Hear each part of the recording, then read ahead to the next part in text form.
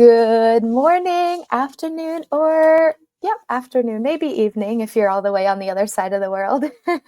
Welcome everyone to Wisdom Wednesdays. So happy you are here with us today on another wonderful conversation to share our collective wisdom and to focus on our well-being as well as the beautiful impact we want to make in this world. I am so excited to have this LinkedIn learning series to be able to connect with social justice leaders such as our guests today, so we can think differently about how we do the work, so we can continue to do this work for a long time. Sustainably is my word of the year. All right, everyone. I am excited to welcome you all. This conversation today is a really special conversation. It's a special edition because it's always an honor to bring folks, and as Rosalie, who is a first-time Latina author. So it is a special series of our conversation. We're going to be able to learn not only about the incredible book that she has created, but also about what it means to be an author. If anyone out there in your search towards leadership is interested in becoming an author, this might be a really great conversation for you as well. So really excited. One of the things I like to always say as we begin to open up our space together is just take a moment to take a look at the comment sections below. If you're listening to this recording after, there's a bit of guidance there on how the different resources available on LinkedIn to make this more accessible for you and your learning page and your learning style. And now let me introduce myself. I am Manuela Contreras, she, her, ella, and your host for today. I am the founder and chief inspiration officer of Confianza Experiences, and as a leadership and business strategist, consultant, facilitator, and holistic coach, I started Confianza so leaders can exist in a world where we can live in harmony with pursuing our purpose, pursuing our passions, and preserving our well-being. I am a Latina woman with caramel skin, brown wavy hair today, and I don't have my glasses on that I normally do, but I am wearing a fun, colorful shirt with oranges and pinks and creams that really represent the New Orleans flavor, which is where I am today. I am sitting in front of a virtual background with a cream color and a eucalyptus branch on my left and the Confuerza logo on my right. And I will be hosting our space for today. So excited to welcome our guest.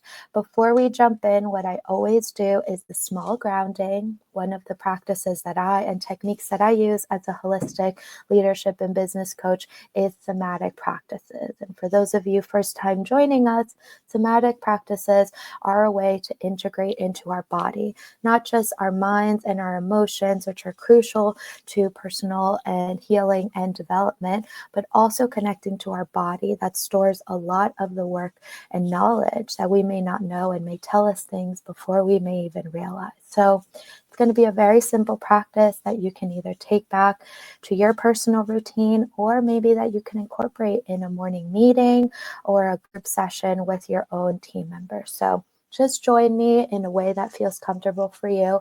If you're driving, please be mindful of not closing your eyes and focusing on the road, but just taking it in a way that feels good for you. So we're just going to take a moment to sit and ground into our body. I'm going to invite you to slowly close your eyes and take a moment to just focus in on your breath. We're going to focus and take a deep breath in through our nose. Hold it and release out through your mouth. This time we're going to imagine going up a mountain with our breath, breathing all the way in, a deeper breath all the way to our belly, all the way to the peak of the mountain. Stand strong on the mountain, and then release, sliding down the side of the mountain as you release the breath out your mouth. We're going to incorporate a bit of movement into our body, as sometimes we collect tension that we may not realize. So we're going to slowly roll our heads around our body, bring it all the way around, and come back to your chest. Now in the other direction, roll your neck all the way around in a way that feels comfortable to create some movement and stretching in your neck. We're going to bring our shoulders up to our ears, all the way up, and then roll them back. Oh, our shoulders collect so much tension. We're going to bring them all the way up. We collect so much of the weight that we put with our bags and our purses, so it's nice to give it some love. Then we're going to shake our arms out to the side. Allow our arms to just release anything that we may be holding on to. And we're going to do a few rolls of our wrists. Our wrists, we know all of us that are writers, that are on computers all day, but even all of us that text and are on our phones, which I know are most of us, we collect a lot of tension and stress in our wrists. So rolling your wrist around and then stretching your fingers all the way out, creating tension and bringing them back together, stretching your fingers out and bringing them together. Ah, great. And just shake them out. Shake, shake, shake. Ah, so, so good. And now we're just going to move our legs the way that it's comfortable for you. You can rock them back and forth. You can shake them up and down. Stretch each of them out to the side and roll our ankles around in circles in one direction and then the other. Our feet, that they carry so much of our power and they hold us throughout the day. Good to just give it some movement and attention. Ah, great. So come back to your body, shake it and tap it wherever you want to give it some extra love. And then come back to center, taking a final deep breath in through your nose. And then release slowly. Now we're going to bow our head and slowly start to flicker our eyes open to where the first things we see when we come back into our space. Beautiful. Great. Thank you. Thank you. Thank you for those of you that joined us, and thank you, Rosalie, for joining us as well. Great. So that's just a very small, gentle practice that you can do in the morning. Just get some movement, just check in with your body. Sometimes I like to incorporate a little body scan before I do it. But because we have a rich conversation ahead of us, we kept it short.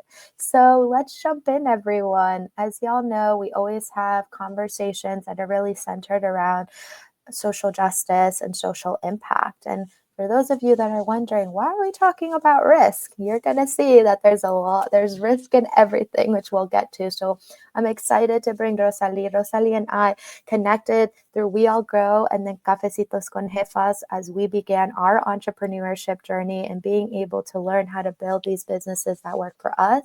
But we found a lot of connection in our passion for racial equity, for diversity, equity, and inclusion, and how we can bring this work to not only entrepreneurs, but also to business leaders and leaders within organizations as well. And I have witnessed the privilege to watch her on her author journey, and she has done an incredible job at engaging her community throughout writing this incredible book. So that's why I'm so excited to bring her on to not only share about her journey and her wisdom, but also to teach us a little bit our relationship to risk. Great. So Rosalie, welcome. Thank you for being in our space. Thank you so much, Manuela. I love starting off the events with that somatic exercise. That was beautiful. So thank you. Excited to be here. Excited to have this conversation. Thank you so much. So please introduce yourself and let folks know a little bit about your journey of what really brought you here to saying yes to this conversation. Absolutely. So I am Rosalie Ennes, and I'm a business and risk consultant. I started my business about 2 years ago. I went out on my entrepreneurial journey.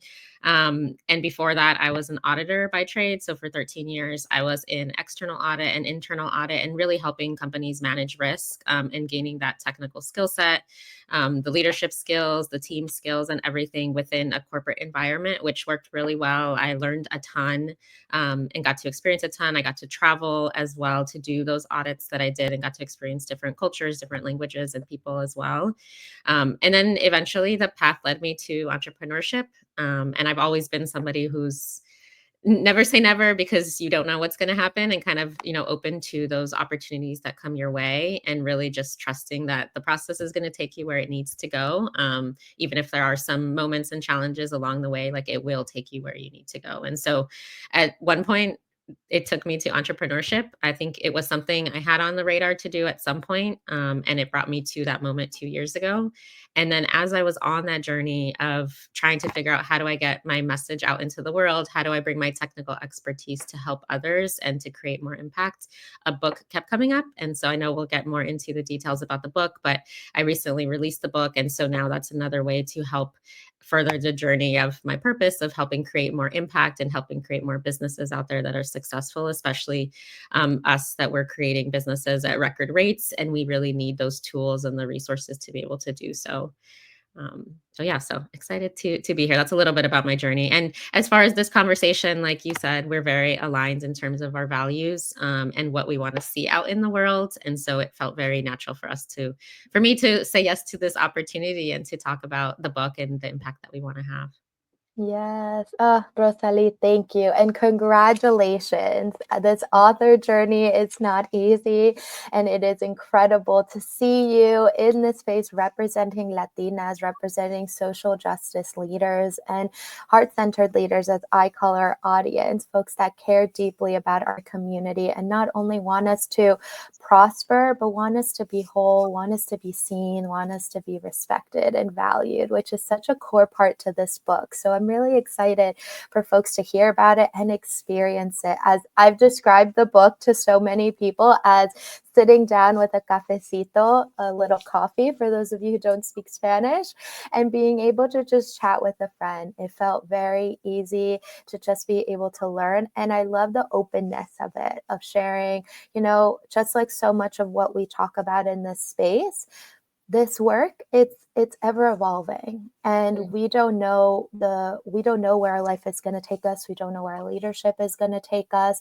And so sometimes there are parts of what we learn that don't always maybe we don't understand it in this moment, but we may understand it in a few years, or that it opens up our curiosity to something more that we didn't even know we were interested in or wanting to strengthen. And that has been my experience with you. I didn't even know that risk was something I needed to think about. And now I'm like, ooh, okay, interested, interesting. And I'm excited for folks to see that as well. So let's talk a little bit about risk and what does risk really mean? Because some people may not even know, well, what is risk? Do you have Absolutely.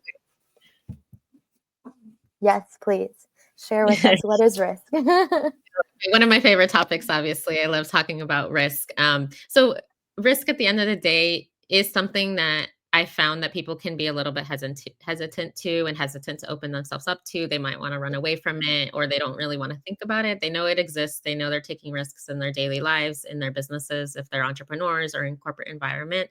But it's something we tend to be a little bit more hesitant on. But at the end of the day, it's really what could go wrong, like what could go wrong, and in the sense that like it could go wrong but doesn't have to go wrong. So are there challenges, are there fears, are there things you're thinking about? Like yes, there could be things that could go wrong, but it's about thinking about it proactively so that you can put yourself in the best position to be aware and to feel much more comfortable taking on that risk, or so that you can put things in place that will help mitigate that risk so that you feel even more comfortable. So either in the process of doing a risk assessment and those types of things is really so that you can figure out like, do I have enough in place where I feel comfortable moving forward, or do I need to put something in place? And then that's where you take the action, or that's where you just move forward because you feel fine with what you're doing. And so we're all doing risk assessments daily, even if we don't realize it. And even if we're crossing the street, if we're deciding to drive the speed limit, if we're getting home insurance or travel insurance, having kids, adopting dogs, all of those things really are risk decisions at the end of the day. And you're making some sort of assessment in order to move forward. And so for me, it was really, and that's like you mentioned in the book, I wanted it to make it more relatable and the tone to be inviting, where you're learning that, okay, I do manage risk. And now let me just think about that a little bit more proactively as I carry on, my life and my business. Yes. What I love about what you're doing with this book is you're helping us to release a bit of the fear. Sometimes a lot of the fear is really the unknown. And I'll be the first one to say we're never going to know everything, and there's no way of ever fully predicting the future.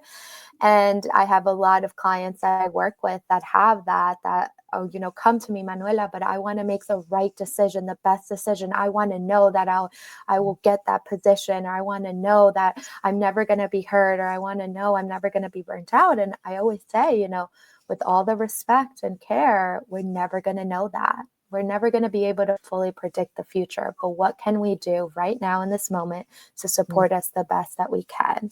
And this is what I felt with your book, is thinking about, okay, what can we do in this moment that will be able to support us in making an informed decision? And then we'll talk about building the trust, so you believe that those things will fall into place as well. But this is for our practical friends that are looking for strategies.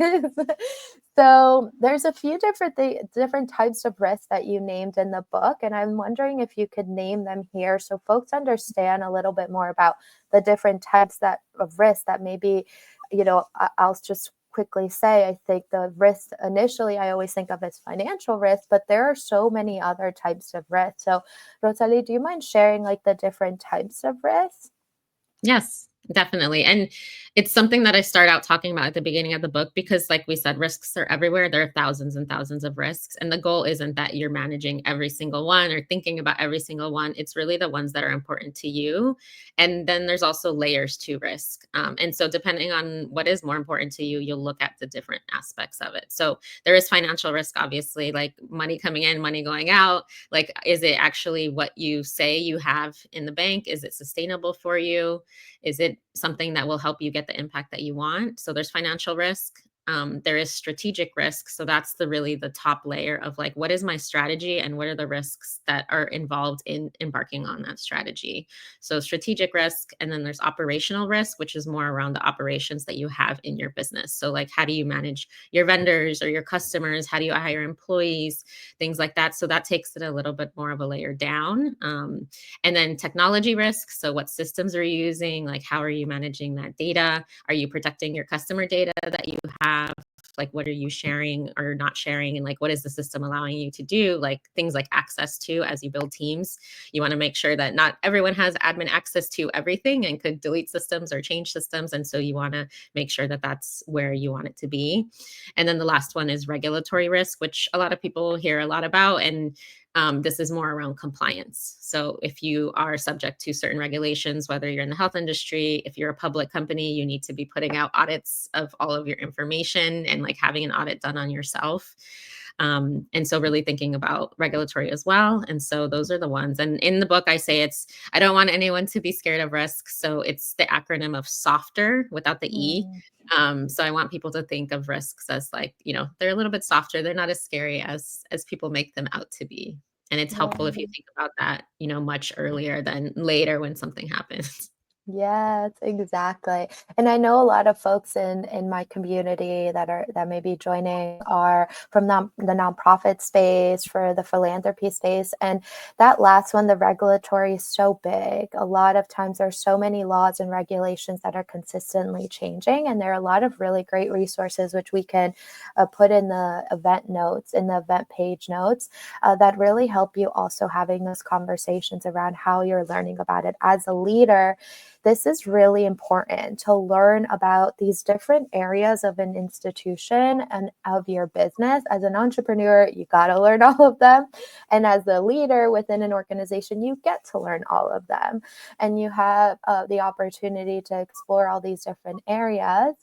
So you can also be aware of how an organization functions, and also how you can stay in alignment and in integrity to your values through these areas as well. So thank you so much for breaking it down. I thought it was really important for us to hear, like, oh, it is not just one thing.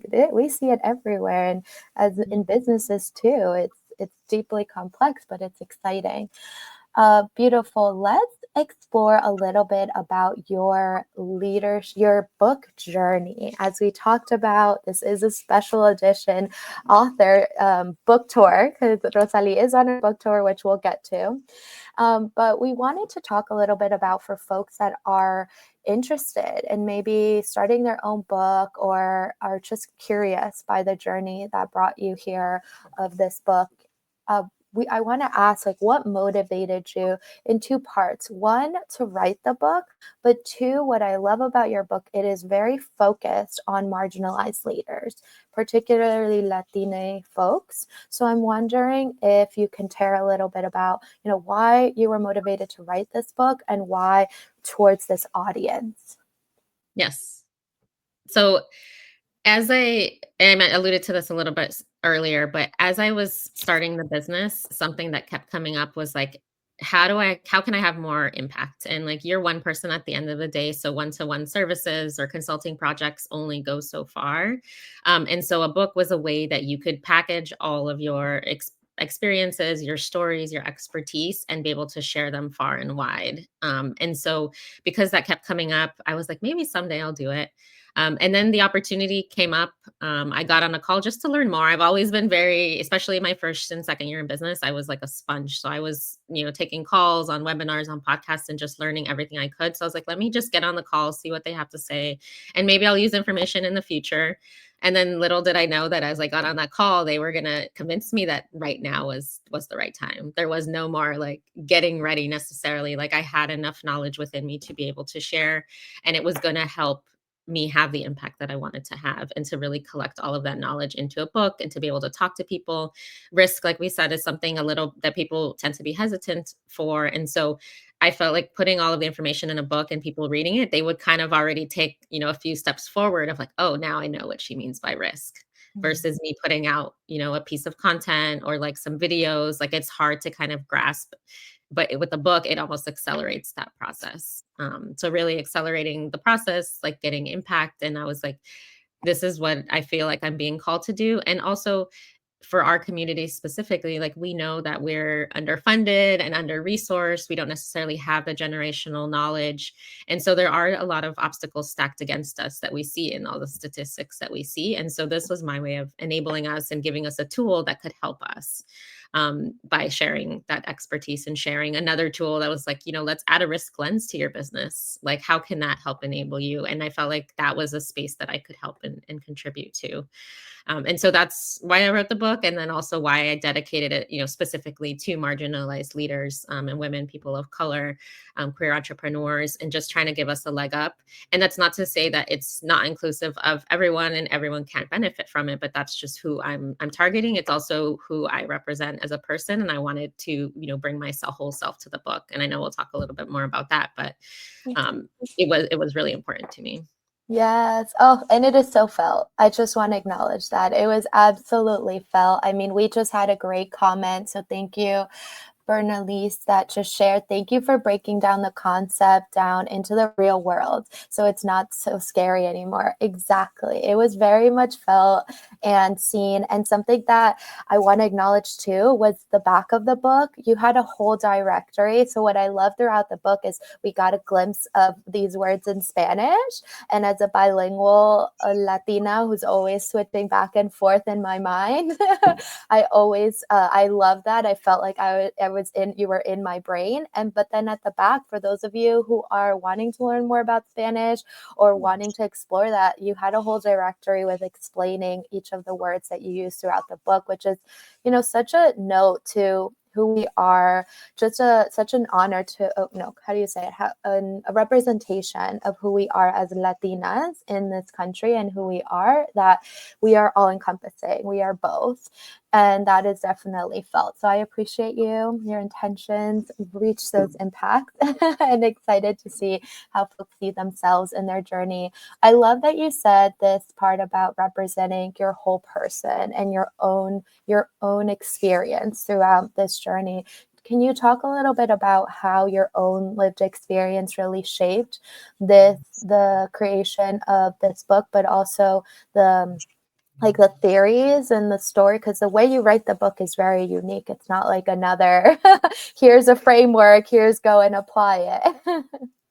Yeah, I didn't want it to be any like technical kind of boring book that was, just going to talk about frameworks and concepts and here, follow this. This is how you should do it. It was really about here's some storytelling and, talking about my experience, like with our communities and our cultures were very storytelling based. And so I had seen all of these things happen, but instead of just writing them out very technically, like this happened, so you should do this, it was really like, let me tell a short story. And let me use some of my creativity of things that I've seen and write a short story that could help set the scene, and give a story of a mistake that somebody has done at some point in my career that I've seen. And then we'll get into the concepts after. So versus jumping straight in, it was more like, okay, this is the real time story of what happens. It's not anything technical in the story, and it's something that anyone can relate to. And so that was one way I brought my experience in, was bringing in those storytelling perspective. And I also wanted the book to kind of read as it flows from start to finish, but you also don't have to read it in order. Like you could pick a story that maybe resonates with you then, or if you're building a team, or if you're figuring out how to document your processes, like you can kind of jump around. And so I really wanted it to be like, choose your kind of own adventure. I wanted it to be that people could come back to it, because that's really, I mean, at the end of the day, like you don't know, like life is not going to take you from A to Z in like any linear fashion. So I wanted the book to also represent that, to have the stories. And as we talked about, the Spanish in the book really brought my background into the book, and how I would write, and how sometimes those Spanish phrases would come in, whether they're idioms, or just phrases that I use, or I'm just thinking in Spanish. And so I wanted to have that, but still have the dictionary at the back, to make sure that people could still learn if they want to learn Spanish, or they could refer back to it, or learn, something of how something is said, how something is translated. I did want to be inclusive to that aspect as well. But I didn't also want that you couldn't read the book and learn from the book if you didn't know the Spanish pieces of it necessarily. So everyone who reads the book will get something from it. Yes, even a mini Spanish lesson. There you go. Like, So if many you gifts. if you want 200 words or phrases in Spanish, grab the book and you will have. So. Oh, I love it. This is incredible. So I do want to share, I want to hear from you if you have any advice or wisdom that you would want to share to other Latinas or marginalized leaders who are curious about either writing a book or wanting to start this journey. What advice or wisdom would you share? Yes, absolutely. And before I do that, I do want to do the same thing that you did before and do my description, because for those of you who wanna have that on the recording as well. So I am a woman. I am a Latina. I have long brown hair and brown eyes and a light green top. I am sitting in front of also a cream virtual Zoom background with eucalyptus branch on the left and Confianza logo on the right side. And it also says #Wisdom Wednesday speaker. I'm so happy that you incorporate that into your piece. And I was like, I don't know where I'm supposed to put it in, but it's coming in now. So now you know, visually what I'm sitting in, what I'm wearing, and how I'm grounded today. All right. So to your question, as far as advice or wisdom for those either on the entrepreneurial journey or who are interested in writing a book, is to really lean into the community. And I've done that a lot throughout the process of starting the business and also writing the book, to talk to everybody and ask them, like, how was their experience starting their business? Talk to consulting businesses specifically, talk to other business owners, and like, what have been their learnings and challenges? Because then you also get more storytelling.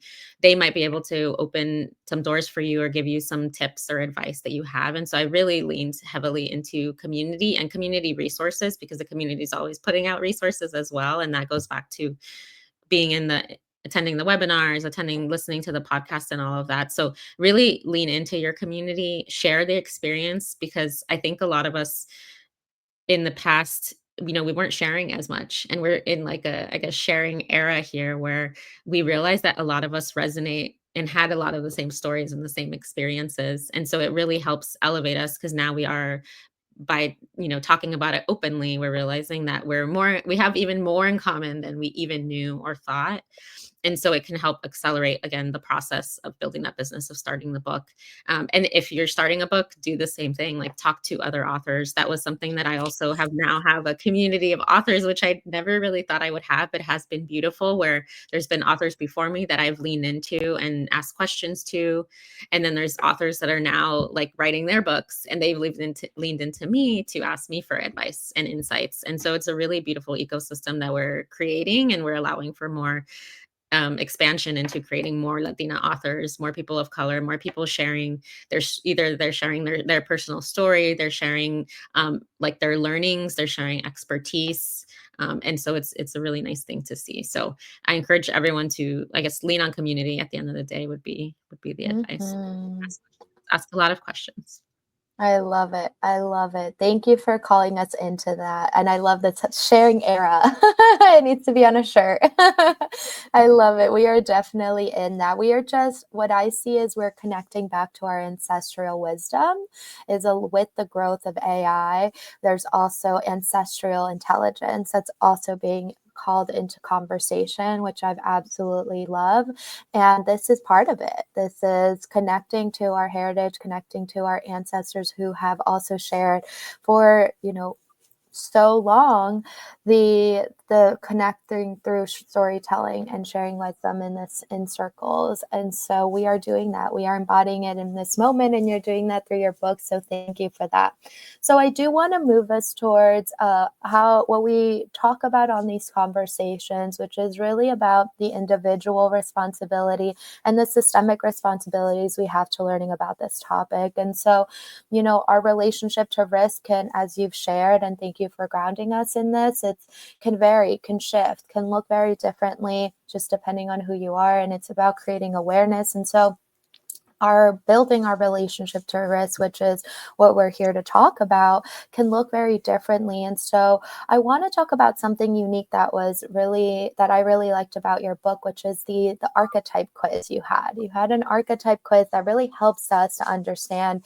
And what I like about archetypes is, I've always said, it gives us language that sometimes we don't have when we're trying to manage or understand a really complex topic.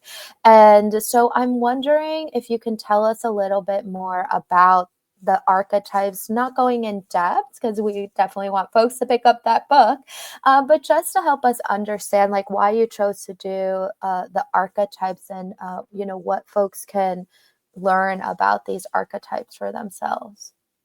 Yeah, and it goes back to the themes you were talking about before, where everyone manages risk, but also everyone manages it in their own way. And so I didn't want people to feel like this was like a check the box exercise where everyone has to do everything exactly the same way. And we're managing risk in a way that works for us. So there's different approaches, there's different decisions. And so what I did was break it down into 4 different archetypes of like how you are. So, some people might be on one side of the spectrum where they can think a little bit about risk, but then they can make a decision pretty quickly. And they have a high risk tolerance where they're okay if like something fails, or if they just need to, they rather fail fast. So they're a little bit more on the wild side. Like, it's still a good thing. It's just you have to know how you manage it to make those good decisions for yourself. And then there's people who need to be very prepared, and they have to have all like the T's crossed and the I's dotted, and talk to anybody and everybody. And so they want to be very, very prepared in before they make a decision. And that's fine too. Like, if that's what works for you, like, you don't want to navigate or force yourself into doing something that you don't want to do, because then it's not going to be in alignment. When you move forward, you won't give your full self to it. And so there's like the wilds, there's the prepared, and then there's kind of the people in the middle who are a little bit, I like to take risks, but I also like to do them in somewhat of a cautious way. And I like to figure out, at least have some of the T's crossed and the I's dotted. And then there's the people who kind of are figuring out their journey and what that looks like, and like, how do I manage risk? Like, I'm not quite sure, I'm still figuring it out. And so the quiz will tell you at what stage or what part of the spectrum that you're on. And I talk about, the benefits, like the pros of that looks like, the where you might have some opportunities or some challenges or things to watch out for, but there's nothing negative about any of the archetypes. Like, it is all positive, and it's just a matter of being aware of it. Yes, I love it. And you have a chapter in the book called Mindset Shifts, which I think is amazing. And I just want to speak to, because I know we talked about it in our private conversations we've had about the evolutions of people, and again, honoring the journey, like you've said. Like, this is going to shape, maybe this is going to read book, it's like watching a movie or reading a book a second time or at a different decade of your life. It looks like a completely different experience. So can you talk a little bit about the evolution? So they've got this awareness, they learn about the archetype, but what does the evolution look like, or why is that important to acknowledge? So as far as the evolution and of the risk itself, so I mean, first it's really the awareness piece. So figuring out how you approach risk and the archetype quiz is a great place to start. And then once you know that, then in your daily life and in your practices that you employ in your business, you can figure out like, okay, am I taking this with that? Like I have my wild approach. This is how I'm approaching it. Like, is it in alignment with the daily practices that you have in your business? And then there are going to be times where you might have some challenges, or you might see something where you're like, okay, I need to like shift my risk approach a little bit. And that's okay. And there might be different seasons in life that you have, or you might be going through something, or maybe something devastating happened that you knew could happen. It did happen. So you adjust a little bit. And so you might evolve into maybe a different archetype. I do like to say though that your grounded archetype is probably the same one. You just might shift a little bit, and that's where the evolution happens. But then you'll always come back and gravitate back toward your original archetype that you're grounded in. Mm. So kind of feel through the evolution of it, like learn about risk, embrace it as part of the practice, like feel like it is something that you're secure. It gives you security and it reduces some of the fear, like we mentioned before too. So see it more as something that gives you security versus something that you should be fearful of and you should avoid. And something I also like to say is that we're all risk takers. So even though I'm talking about the people who are prepared, they like to think that they don't take risks. And so in the quiz, it's like, no, you do take risks. You just have to be very prepared to take them. And that's Mhm. okay too. Whereas typically the people on the other side that are a little bit more wild, they'll more openly call it risk and say, "Hey, I'm taking a ton of risk. I'm a risk taker." But the person who's in the middle and the person who's prepared, they're still taking risks. Like everyone is Mm. taking. Yes, it's everywhere. I love it. That's amazing. And I think that goes really because something, in my practice that I've learned so much about is our nervous system and what our nervous system needs to feel regulated. And security is part of that for our safety and making sure that we feel safe enough in our body to be able to move in any direction. In this case, it's in risk. And so I want to tie it back to the work that we do here around well being and what it means to preserve ourselves and self sustain ourselves. So I'm curious how you think the risk and risk taking plays a role into our own integration of supporting ourselves and our sustainability without it feeling like a burden or scary. Mhm. Yeah, and in the book, I offer several stories, several examples, and the first part of the book. So there's four parts to the book. The first part is on mindset, and so I talk about the risk mindset, how to incorporate that, and really think that and I have a couple stories specifically on like your well-being and like why it's important for you to not overwhelm yourself and not do too many things at once and be really really conscious of burnout because we experience it in our corporate lives for those of us who are in corporate or in a big large nonprofit organization, but as an entrepreneur your well-being is even more extremely important because you are the business, and so burnout is definitely a risk that you should be paying attention to. And so I talk about that in the book, just to be very conscious of that and how that fits into your overall how you show up in your business, like how you show up for your team, how you show up for your clients, and that is what will help you like go further and impact further. Yes, incredible. Thank you. I love that integration, that bridge. I've been telling everyone, like, folks think that well being needs to live on the side and it's like a part of you. It is everything. And we're going to show y'all it is part of everything, just like risk is part of everything. It's important. That's why it's important to acknowledge it and build a relationship to it. Amazing. So, before we hop off, I really want to talk about the systemic and organizational responsibility. We know with Confianza, that's a big part of our approach is we honor and respect the individual responsibilities that everyone needs to take and taking what's within your control to how to move your life forward because that's important and having that accountability to yourself. And also, we need to acknowledge that we are human beings that exist within a bigger system. Our environment and the systems that we exist in are always going to play a role.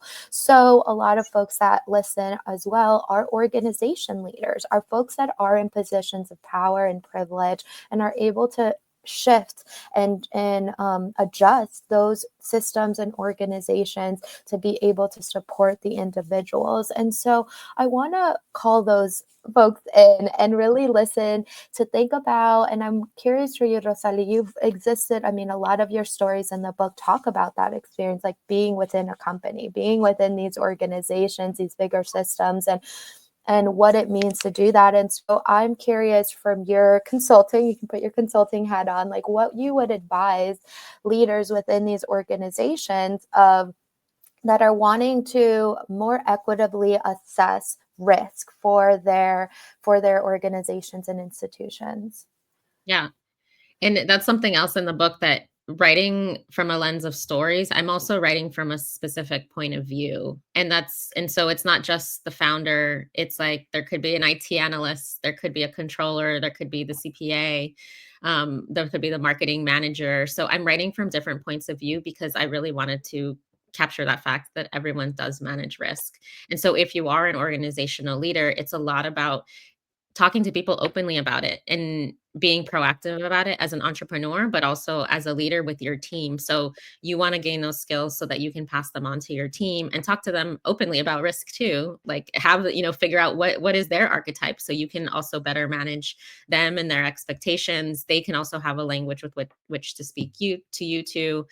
And there's probably, I don't know, I want to say maybe 3 or 4 chapters in there where I'm talking specifically about teams. So about hiring the team, about creating a really good culture, about having that speak up culture, because as you grow your team, like you don't have eyes everywhere. Like you have, your North Star, your strategy for your organization, but you can't control every piece of it. So since you can't have eyes everywhere, like incorporating education and talking to them about risk and risk management and risk lens and giving them, anecdotes like the ones that are in the book can help them at least also reframe their mindset so that they're making decisions that are positive for your organization too. I love that. I love that so much. Sorry. And one of the things that I think is really interesting of what you're saying goes to allyship and how we really, as leaders, invite the leaders we are calling in to say, we want to learn. Something that I love about your book is that you're naming is a lot of folks that are on this journey to maybe wanting to understand marginalized leaders better, wanting to understand their lived experiences. Go to that person and ask, can you tell me, can you educate me, can you explain that. I understand the intention is well because you want to learn more, and also I want to invite folks to be very mindful of that, because when you are going to someone, a person of color that has had to really take on a lot of responsibility and take on a lot of challenges that the organization and have to respond and maybe and be the one having to constantly make the decisions around risk, that can come with a lot of weight.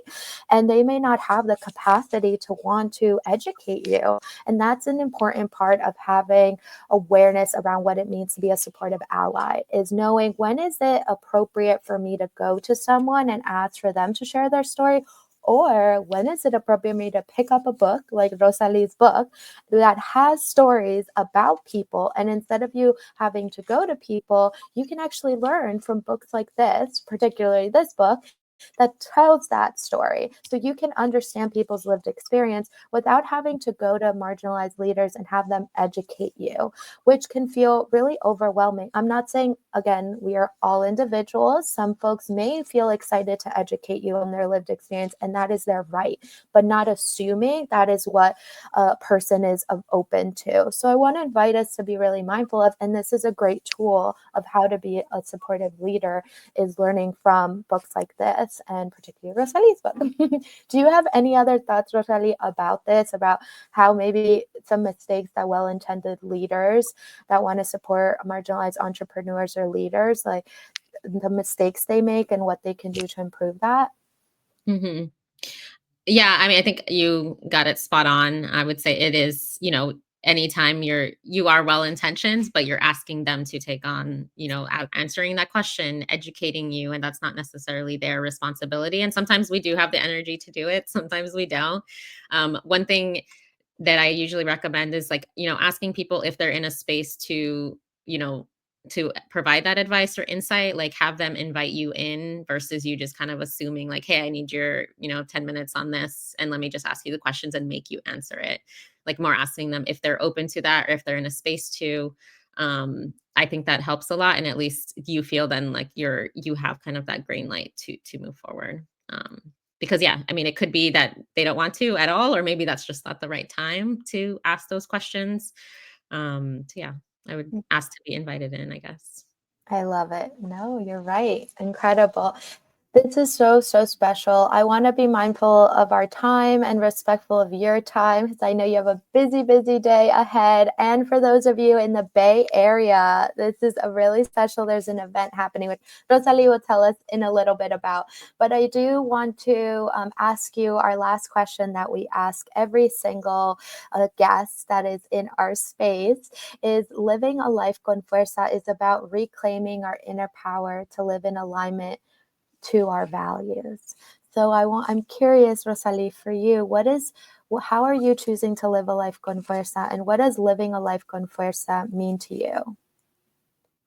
I love this question. So I think in the last, I guess, several years, and I also mentioned this at the beginning, like the process is going to happen to you. Like life is going to happen to you. Like for me, living a life con fuerza is really about living a life with resilience, with like the belief that your life is going to take you where it needs to take you and that things are going to happen, but you're going to bounce back. And so like I know at the end of the day, like I will be okay and that I'm living life, according to my values.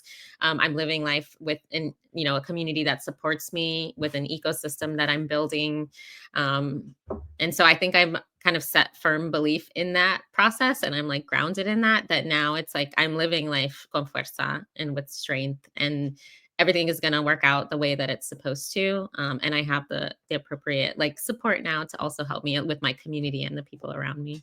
Yes. Oh, I love it. Thank you so much for sharing. And as I always say to my clients, you made that happen. Those things were not given to you. Those were conscious choices of you creating that community around you. And that's the power we get to reclaim. I love that so much. Thank you, Rosalie, so much for sharing. The last comment we have here that I just want to acknowledge. Thank you, Bernice, for sharing once again. It's life in seasons has been the biggest aha for me. Ups and down is what life is all about. Yes, exactly what we're talking about, embracing it, just as embracing that all of this is an evolution, that just as your business, I always say my business is a little me. It is an evolving little person that is learning and changing and discovering new incredible gifts and ideas. And so as we allow ourselves to evolve, allowing our bigger nonprofits and organizations to evolve to shape the needs of our community as well as our businesses. And as you learn more about yourself, allowing the business to also grow and develop in that way too. So thank you so much for everyone's engagement. Rosalie, thank you so much for sharing your incredible wisdom, not only to us here in this space, but also in your wonderful book. Before we hop off, is there any way we can support you and support you on this book tour journey? Yes. I mean, if any of the concepts and themes we talked about today resonate with you and you want to go deeper, definitely grab the book. If there's somebody who you think this would be perfect for, definitely share with them. And then, yeah, the book tour, I'm going to be in the Bay. Well, I'm in the Bay Area now. So tonight I have my event in Oakland. It's at a Latino owned restaurant, which I'm very excited to support in Oakland this evening. And then I'm from the Bay Area originally, so it'll be very special because it's going to be the book tour launch, but it's going to be entrepreneurs there, it's going to be family there. And so it'll be a really amazing experience. And then in a month, I will be in Los Angeles. So on April 26th. So if you're in Los Angeles in Long Beach, it's going to be in Long Beach specifically. Please come by, just RSVP. I do have the links in my profile, or just send me a message and I can pop the link over to you. And there's some others that are in the works, but right now it's the Bay Area and Los Angeles. And then I have a couple other virtual pieces that you can come to as well. Yeah, it's amazing. Thank you so much, Rosalie. I'm so excited for this journey. I know how hard it's been, for how much work. I wouldn't say hard because it's very natural for you to speak on this work, but it's how much work it's been. But it feels so good to see it out there. It's been an honor to be alongside you on this journey, watching the behind the scenes, and now seeing you on this book tour. So definitely, if anyone is interested, definitely support. As always, we add all the resources in our leadership and well-being resource library by Confianza, and that is available in the comment section below. We have a whole page for every single guest that comes on, and we have one for Rosalie, and that's where you can get the details on her book on the website. She also plugging it for her because she has an incredible networking free resource and just a ton of rich resources on her website that I have so admired and appreciated on my journey as well. So definitely go in and follow her and support her in any way you can. And then for our Confuerza heart-centered leaders that are here as well listening, some announcements that are coming up. I had the privilege to speak and coach and facilitate conversations at Peak Grantmaking 2025 conference here in New Orleans. It's our last day here. We've had an incredible time. I'm excited to sit with a staff member to talk about that experience and to hear some highlights that we had about the conference. I also want to share that I have an open doors right now for new clients that I'm accepting for workshops and trainings for the summer. So if you're an organization that is looking for a leadership workshop that is integrating well-being and how to sustain ourselves as we grow throughout our leaders, that want to build healing-centered cultures and want to really support people that are burning out, that are impacted by everything that is happening, which is almost everyone, if not everyone right now, please feel free to reach out. I'm excited. We can work together on bringing a workshop, either one of my signature workshops that I already have on values and intuitive leadership, or a workshop that we can customize together to bring to your community. So definitely reach out. I look forward to connecting with all of you. Rosalie, thank you so much for this wonderful space. I wish you so much luck on this journey, and we'll talk very soon in New York. Bye, everyone. Have a great rest of your day.